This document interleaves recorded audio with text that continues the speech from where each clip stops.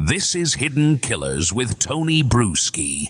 So what if the person who killed your spouse walked free and you got locked up instead? That's the real life nightmare that Gilbert King takes us into with Bone Valley, and even more in Bone Valley Season 2, a true crime podcast that unpacks the story of Leo Schofield, who's been in prison for over 3 decades for the 1987 murder of his wife, Michelle, a crime he says he didn't commit. The twist? There's a guy with a criminal record and a confession whose fingerprints were found on the victim's car, and yet somehow it's still Leo doing the time. Gilbert King, Pulitzer Prize-winning author and the man who cracked this case wide open, is joining us today to walk us through the unbelievable story here that's equal part tragedy, investigation, and justice system breakdown. Gilbert, welcome to the program. You've covered a lot of injustices in your career, but when a judge personally reached out to you and said, there's an innocent man over here in prison, that's not exactly an everyday email. I mean, what was it about this case beyond the jaw-dropping details that made you say, yeah, I want to look into this. I need to tell this story? You know, the very first thing, and thanks for having me, Tony. This is really exciting for me. I think the very first thing is when that judge, gave me that card and said, he wrote on the back, it said, Leo Schofield, not just wrongfully convicted, he's an innocent man. When I saw that, I was like, God, a judge is not supposed to be doing that. There's codes of ethics that they're supposed to maintain. And he's basically saying that, a guy was framed. And he's in a Florida prison, and he can't live with it. And it's kind of like a whistleblower in effect. So, I mean, he had that credibility coming in, a judge saying this. I'm always a little bit skeptical, even in, especially Florida, right? It's Florida. He's a Florida crazy judge too, right? Yeah. But so I think we talked for a little while. I told him, I had a project that I was working on. It's going to take me a little while. And he was very, disappointed. I could feel it in his voice. And he said, just do me a favor, just read the trial transcript. And as a way to just sort of get him off the phone, to be honest with you, I read the trial transcript, which is, it's a big ask. It's like 2,000 pages. Sure. But I started and I was like, this is interesting. I'm seeing how the state is presenting its case. And I didn't even have to read halfway through it. I'm like, I don't think this guy's guilty. They didn't prove that case. And I started going back to the judge, asking more questions. And he goes, nah, now you're hooked. You can see it. It gets worse. And he started to tell me more things that had developed over the years. And at that point, I was like, all right, I'm really interested in this. I want to pursue this. It was, a couple months later after reading all these documents. And then that's when I met Leo. He set it up so that I could meet Leo. And that's when it really sold. I spent 3 hours in prison with Leo talking about his case. And, this guy was just open book, transparent as can be. Ask me anything. I've been through the worst. I have nothing to hide. My story never changes. I'm an innocent man. And when you hear that, it's almost like a movie script starting. But, this story gets so strange that you cannot believe the things that happen in this case. There's so much to unpack in this case. I've had a chance to break it down quite a bit here, and I want to actually do some pieces on it here now that I'm a little bit hooked into this now. It is. It's hooking. Yes. I mean, you certainly, it's such a crazy situation, and we have so many cases like this where justice is not served. It's not done correctly. Just because we got somebody behind bars does not mean you have the right person behind bars all the time. But communities, they like to kind of move on and think we got the right thing going on here. Let me ask you, was the judge that reached out to you, was he involved in this case at all? Or was he just kind of an observer on the sideline that just said, hey, somebody's got to look at this better? That's what I thought originally, but he said going back I think it was 15 years, he had been Leo's defense attorney for a very short period of time, and then he got appointed a judge, and he had to leave Leo, and he just always felt bad about that, and he had a conversation with Leo, and Leo's like, you take that judgeship or I'm never talking to you again. This is your opportunity. This is what you led your life. So he went on. But he always had it in the back of his mind, I didn't do enough for Leo. And I think he felt really guilty about that because the more he looked into it, the more convinced he was that he was innocent. Gilbert, do you think that if he had not taken that judgeship, if he had stayed on as his attorney, it would have been a different outcome? Is that what he was feeling and he had that guilt? I think a little bit, but I don't think he felt like he could have changed it. I think they felt like they did everything possible. They got all this evidence, all this new evidence before judges in the same Polk County, and they were just shot down by the judges. And it was just so exhausting for him. He's like, anywhere else, this would be ruled on differently. But in this particular county, they had kind of stuck together. And a lot of the judges used to be prosecutors in the same office and as the prosecutor himself. And so there was kind of that, hometown cooking, I guess you'd want to say. Yeah. And that was what really upset him the most, that he just couldn't get justice in this county. And it seems we see so much of that in smaller communities. It's like you don't want to be brought up on a crime in somewhere where they can kind of bury it and nobody's going to pay attention. There's less eyes on a lot of those communities. Oh, that's exactly what happened in this case. It was really it wasn't a spectacular big case. It was just sort of seen as an open and shut case because they didn't have all the evidence and, a lot of twists and turns along the way. But, it wasn't really covered like it was a big trial. It seemed like almost like a slam dunk at the time. And I think you find a lot of wrongful conviction cases like that with the way they're covered in local media. The prosecution has the voice. So go ahead, Stace. Gilbert, you uncovered some things here. You changed the course of this man's life. Was there any pushback for you personally to keep your nose out of it?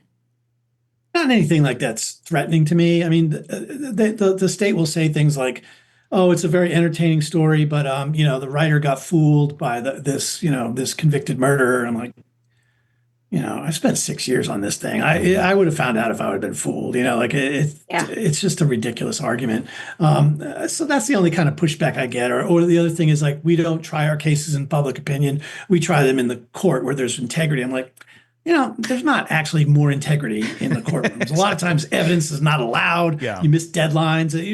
There's a lot of things. I don't necessarily see the truth coming out in court or with a verdict all the time. So I don't buy that argument either. It feels like it's a lot of truth to power these days that gets things into the courtroom or gets things back into the courtroom now by journalists and podcasters, investigators just like yourself who are going, hey, this is not okay. And that seems to be the only way that sometimes things get where they need to go and for justice to be served. So give us some background here on what this is all about. Michelle Schofield, she's the one who vanished after a shift at a restaurant in Lakeland back in 1987. Her car found abandoned, her body found 3 days later. She's married to Leo Schofield. Before this even takes place, what kind of relationship was going on there? Was there any reason for people to think there was red flags, or was this just, nobody really knew him very much and then she's dead, so immediately everybody goes to the husband? It's interesting how it started because Leo from the start is the one calling police constantly. My wife I can't find her.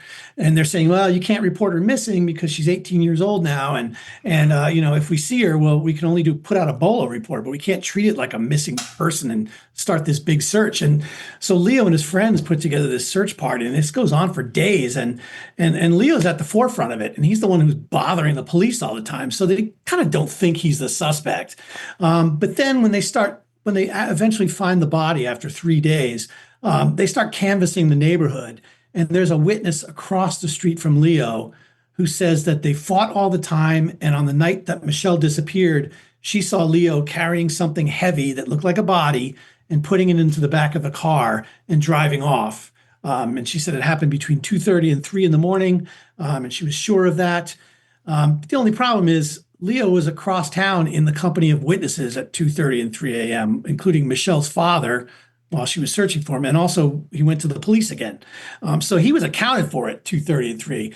So now you see the prosecutor come in and start to move the timeline a little bit with the witness. Like maybe it was like 1:30 that you saw this. And it just gets massaged a lot by a very aggressive prosecutor and a very inept defense attorney, which we've all seen before. Yeah. And so Leo's convicted and sentenced to life in prison, but he's always maintained his innocence.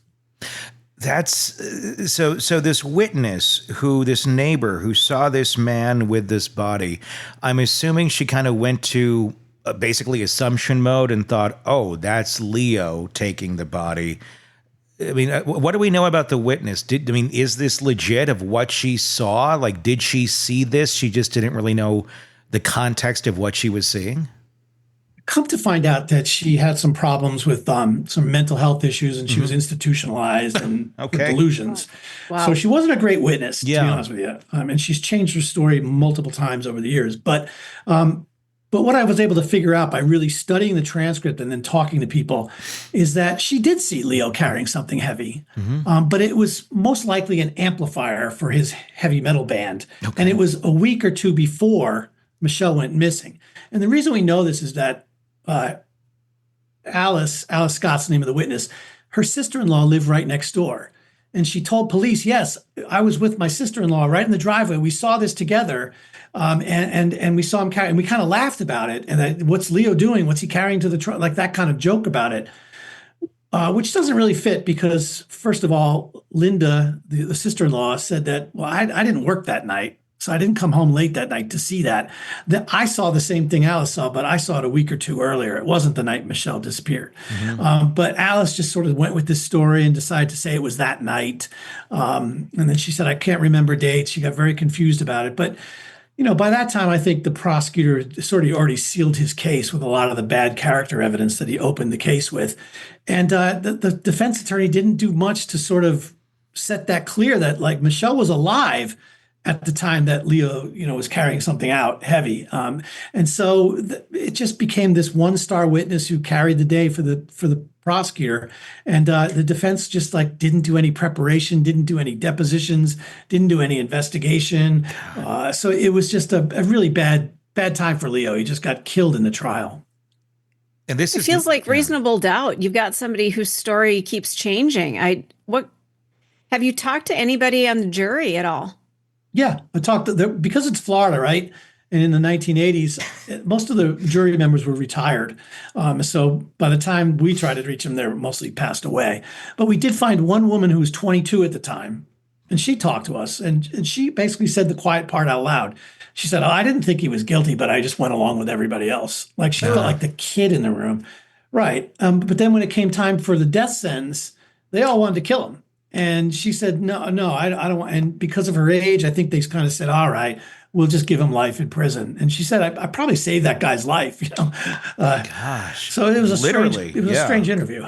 How do we go from Leo has an alibi, including her father, the father of the victim, saying, yes, he was with us that night, to being tried for murder on the testimony of a person with mental health issues who is a kind of sketchy witness? I mean, where is the trigger here? I mean, I know it can go pretty quick in some of these police departments in small towns where there's not a lot of experience and they want to close the case and look like heroes, but walk me through that. Well, I'll just tell you, this is one of those cases, and they're all different. And I look at them, differently. When I investigate, I didn't really see a lot of wrongdoing by the police. I mean, there was moments of incompetence, sure, but they did their job. I mean, one of the things that by Alice Scott seeing Leo, carrying something heavy to the car, we know that Michelle was found 3 days later, stabbed 26 times. So it's presumed that she was stabbed inside the trailer. That's where she heard the fight happening. But there was no blood in the trailer, like not a single drop of blood was found. And so basically what it came down to, I think, was a really aggressive and effective prosecutor steamrolling an old-time country lawyer who didn't really understand science that well, couldn't remember names. It was just really inept in every way. It was just a matter of a prosecutor just really putting a beating on a defense attorney. There was nothing that the police really did wrong or unethical. I really made that very clear in my investigation. They had some moments where they should have probably seen a few things that would have really helped them a lot. But this was a case where just the prosecutor just made his case a circumstantial case. There's no physical evidence tying Leo to the crime. There's some weird things that happen in the trial. One of the things I think was one of the biggest things that hurt Leo was that on the third day of searching, they all break up. they found the car the night before, so they kind of knew how to trace it back to the last place she was seen. And the search party breaks up, and Leo's father ends up being the one that finds the body. And he says something afterward, like, God help me find her. And it got turned into this premonition, and it got spun into this premonition he had the night before that told him to search in this place. And none of that's on the record, but that's how it sort of manifested. So you have this weird father thing that the prosecutor was able to say, he's in on it. How would he know the body was there? He was in on it. Oh, God. So I think that made a big difference. It hurt Leo for sure. Yeah. Stace, do you have anything there? Yeah. Not so much about what you just said, Gilbert, but something from the get-go, you mentioned Florida, and Florida has popped up in your work before. A Florida man. Yes. No doubt. Do you have any insight as to what the hell's going on in Florida? Why is this such fertile ground for you to have these insights and to be able to do what you're doing? I think about this a lot. One of the things I think that makes a big difference in Florida, it does have this kind of Wild West mentality that, like people just tend to escape there. So like, where'd Ted Bundy go? Like he ended up in Florida, right? Yeah. It's just this Wild West kind of, and I think part of that is still there. Like people feel like they can get lost there. And you have a lot of transients, people coming from all over end up in Florida. Like Leo comes from like Boston, the Fall River. And so he's got that thick Boston accent. And then he's down there with these country boys. And I don't know, it's just kind of this potpourri. I think the real thing is that, it's the third largest state in the country. So there's a lot of people down there and a lot of stories. And I think basically just, my connections with people, they point me in the right directions of some really galling stories. Sure. And that's pretty much my explanation. I'll also say like a lot of the stuff I did was in the pre-civil rights era, like in the 40s and 50s. And Florida was the most dangerous state to be black in. It had the highest per capita lynching rate in all of America. Yeah. And so Florida, people don't think of that. No. It's because it's not, like one of those civil rights states like Louisiana, Mississippi. What's going on in Florida? People didn't really know what to think of it. And so the stories just didn't catch the attention of the public the way a story like this might in Mississippi or Alabama. Context is so interesting with all of that, especially when we're talking historically and looking at cases and what was going on at the time, because all of that plays into it so much. Let me ask you this. You'd mentioned that Leo was in a heavy metal band, and we're talking 1987 at this point, where you also have like the satanic panic and things like that going on. People are thinking, any hard rock music, it's the devil. Did that play into his conviction at all, you think? Just kind of, I don't know what he looked like at that moment in time, but, people, if they had any idea that he's in a heavy metal band, that could immediately go to, he's a bad guy, he's a Satanist, because there was such an easy switch to flip back in 1987. He might have tattoos or something. Yeah, exactly. Yeah. It's funny you say that. Like Leo at the time looked like, and we use him on the Bone Valley logo.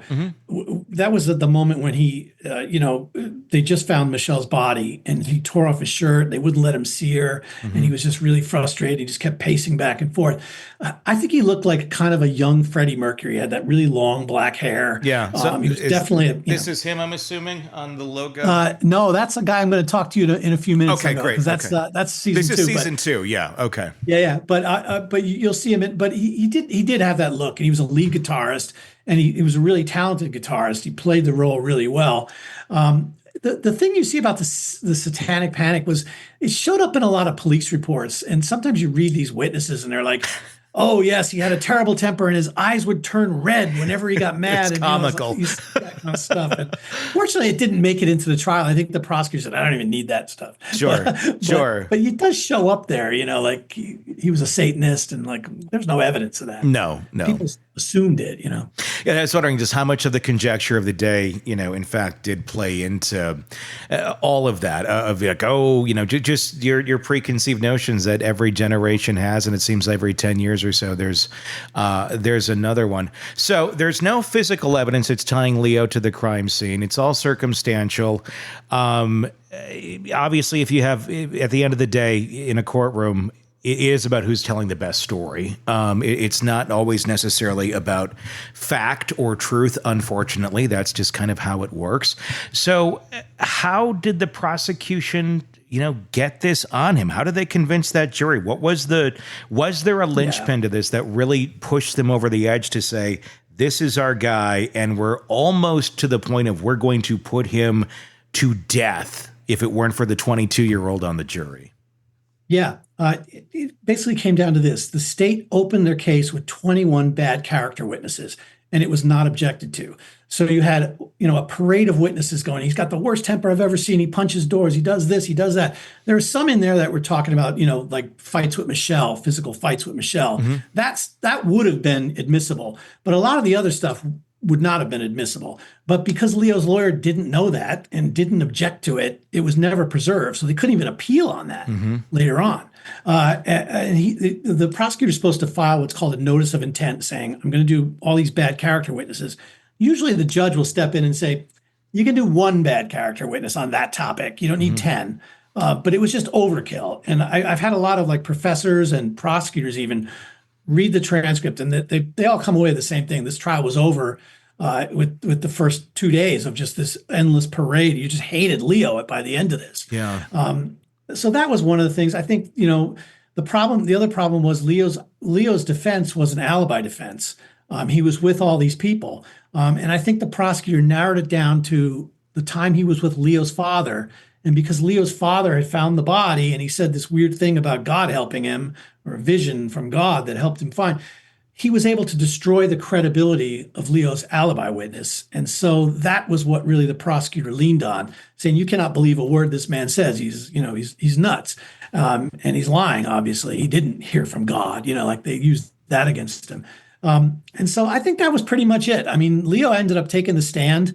From the transcript, he answers the question solidly. He seemed to be frustrating to the prosecutor, but he doesn't really come across very emotionally. The answers yes and no answers, and he just said, "I didn't have any experience doing this. I'm fighting for my life," and so I just think it was a cumulative effect of just bad defense work and a really aggressive prosecutor who was able to weave together a circumstantial case that kind of made sense if you didn't look at it too closely. Yeah. I mean, you just kind of get out there, you do it. And if you can make it sound right and tight and it makes sense, you can convince a jury. And again, we're talking 1987 too. So it's a little easier, I think, to go down that road than obviously with what we have today in terms of technology and such. So so this is where it sits for such a long time. How long is he in prison before you end up kind of diving into this case? And was there anything else? Did anybody else dive into this in all of that time?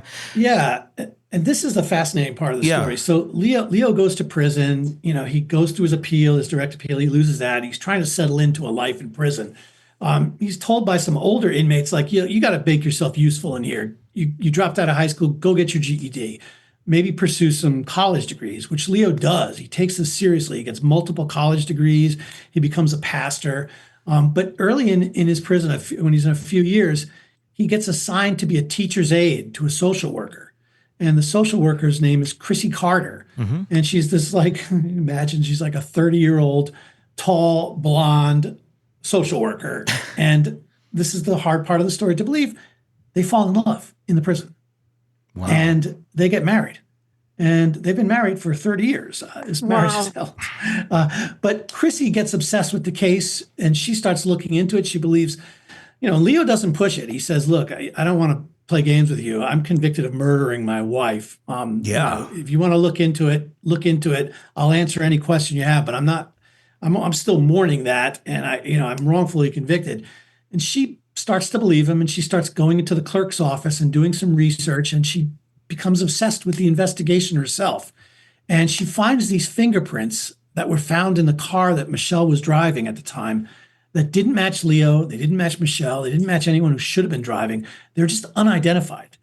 And she gets obsessed with this for years. Why can't we identify these prints? And finally, she has a friend who's a detective in a nearby county, and she just begs her to run these prints just to satisfy the curiosity. And the detective, who's pretty skeptical herself at this time, says, fine, I'll get you to shut up. I'll run the prints. They run the prints. A couple days later, there's a match, and it comes back to a convicted killer who lives about a mile away from Leo and Michelle, was out of prison at the time, and he was right there living in this part of Polk County in Lakeland. And he's in prison now for another murder. In fact, it looks like he's killed a couple people in Polk County, but he wasn't in prison at the time of Michelle's murder. And so now they have these fingerprints that come back to a killer. And so this starts another level of appeals. This is new evidence. And then they go through an evidentiary hearing that happens. It's hard to imagine, but this is what happens in the concept of finality and, prosecutors just kind of doubling down on their conviction. Leo doesn't get before another court for 5.5 years after those fingerprints are discovered. It's just slow walked and delayed and everything. And, it just shows you like they didn't really have any intent on investigating like who this guy was, where he was at the time. It was more like shut it down. Mm-hmm. And so they basically send a couple cold case detectives there. The guy's name is Jeremy Scott. And, he's panicked when this happens because, he's realizing, they could maybe send me to death row. He says, well, maybe is the stereo missing? He says that, was the car stereo missing? And in fact, it was. Somebody had broken in. So he goes, that's why my fingerprints are probably in there. I used to be a car stereo thief. How interesting. And so that and that actually carries the day. A judge believes that, he's just a car stereo thief. He's not a killer, basically. That's what he's in prison for. In fact, this office charged him twice for murder. But they just go, he just had the bad luck of breaking into a car of a girl who was killed, an hour earlier. And so because he denied it, that was it. And that was the end of things. And then something else happens about 10 years later. That's just another remarkable thing. Stace, you have any questions right now? I'm stunned. First of all, a social worker that would fall in love with somebody who's convicted of killing his wife. That's a leap. That's an absolute leap because she knows who she deals with on a daily basis. I know somebody who works with people who are in prison as a therapist, and it's really grueling work, and you have to constantly be on your guard. So to let that guard down and fall in love with somebody who is convicted of killing a spouse, that's gutsy. I mean, it had to be problematic too because it's a third-degree felony and so she had to Leo had to put in for a transfer to another prison so that she could visit him because she couldn't work in the same prison if they're going to have a relationship, and they did that. And this relationship, I mean, they actually ended up adopting a daughter at one point 22 years ago together. They're still a family together today. How did that work? Adopting a daughter while he's in prison, right? So, I mean, yeah. So it was like, let's go visit dad in prison. It's a weird, I've never heard of that, but that's an interesting setup. But she believes in his innocence 100% that this is how it works. Right. Well, it's just one of those things like it's Leo being Leo and who they are as people. I've gotten to know them really well. So there was a pregnant wife of an inmate who was saying that, she had her kids in foster care and she's got another child coming. She can't care for it. Yeah. And so Chrissy and Leo said, we can care for it. And so they formally adopted her like when she was 7, but Leo held her in his arms at 4 days old. And, they're extremely close today. Yeah. It's a remarkable story. It is. But, this inmate ended up getting out and getting shot dead. And so it was from a troubled family. And Leo and Chrissy came in and took, Ashley and raised her ever since. And, that's amazing. Wow. So it just really speaks to the character of them. And I've gotten to know them really well. And, the thing about it is like, I just described to you a case that, like you could go either way, right? Like there's like evidence of, Leo carrying something out. A jury believed it. The appellate courts believed it. And I almost feel like that part of the story is like inconsequential because what happens after the fingerprints are discovered is that Jeremy Scott claims that the prosecutor told him in a closed-door meeting with no witnesses, no police, and no tape recorder, stick to the story of the stereo theft. Say you did that and just stick with that story. I'll help you with your parole. And so Jeremy was like, okay, I've heard of state attorneys helping with parole. I'm going to do that. But then the prosecutor doesn't do anything, and then he passes away. And Jeremy gets upset about this. Yeah. Want more on this case and others? Then press subscribe now and don't miss a moment of true crime coverage from Tony Bruschi and the Hidden Killers podcast.